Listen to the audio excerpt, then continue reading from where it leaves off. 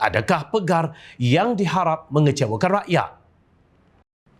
Semalam permohonan semakan kehakiman terhadap siasatan Suruhanjaya Pencegahan Rasuah Malaysia SPRM ke atas bekas Menteri Keuangan Tun Daim Zainuddin dan keluarganya telah ditolak oleh pihak mahkamah. Sebabkan tersebut antara lain memohon pembatalan tuduhan jenayah kerana gagal mengisytiharkan aset. Daim dan isterinya Tuh Puan Naimah Abdul Khalid berdepan dengan tuduhan tersebut. Hakim Mahkamah Tinggi Wan Ahmad Farid Wan Saleh dalam keputusan menolak semakan kehakiman tersebut menyatakan bahawa Daim gagal menunjukkan wujudnya niat jahat dalam siasatan SPRM. Mereka berdua sepatutnya hanya membuat permohonan mencabar tuduhan tersebut di Mahkamah Session Jenayah Kuala Lumpur. Affidavit sokongan Daim mendakwa bahawa siasatan SPRM tidak berasas dan bersifat mencari kesalahan lapor Malaysia Kini. Daim mendakwa SPRM lewat menyatakan tuduhan yang dikenakan ke atasnya. Tokoh hartawan tersebut turut mempersoalkan mengapa individu lain yang dinamakan di dalam Pandora Papers tidak disiasat oleh SPRM. Sementara itu, Naimah pula cuba mencabar kesahihan peruntukan undang-undang yang digunakan untuk menuduhnya berhubung pendedahan aset.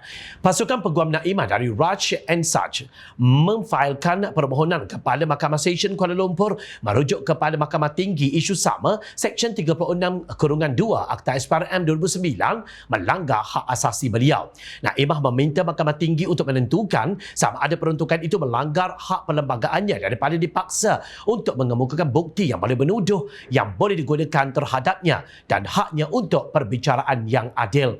Beliau juga memohon perintah penangguhan ke atas kes jenayah pendedahan aset yang belum selesai di hadapan Mahkamah Session sementara menunggu pelepasan permohonan rujukan.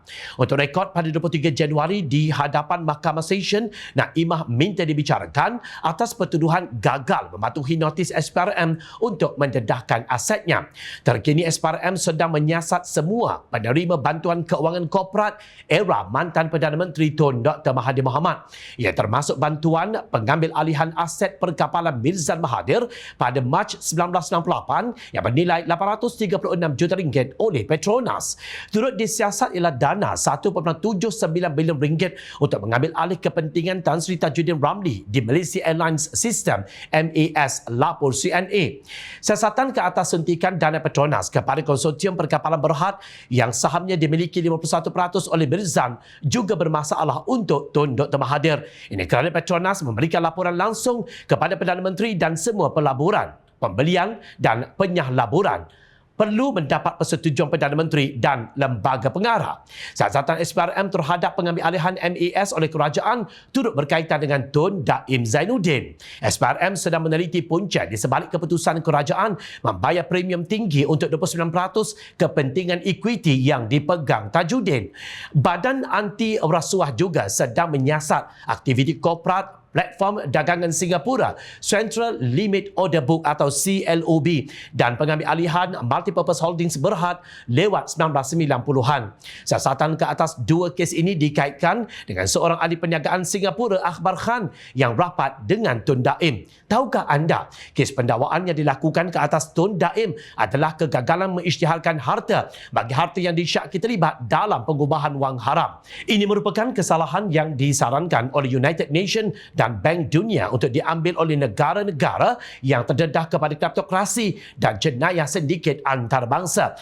Ia dipanggil sebagai kekayaan yang tidak boleh diperjelaskan. Sebagai bekas Menteri Keuangan, kita hargai jasa beliau kepada negara.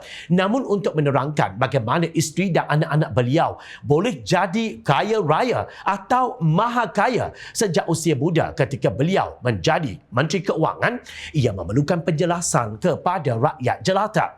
Ramai di kalangan pemimpin UMNO seperti Tan Sri Razali Hamzah atau Kuli dan pemimpin lain pernah mengeluarkan dakwaan bahawa Tun Daim Zainuddin seleweng harta parti UMNO dan secara peribadi dapat keuntungan besar daripada perswastaan. Maka, sebagai rakyat kita berharap melalui kes ini, Tun Daim boleh mencuci nama beliau jika dakwaan itu salah belaka dan berniat jahat.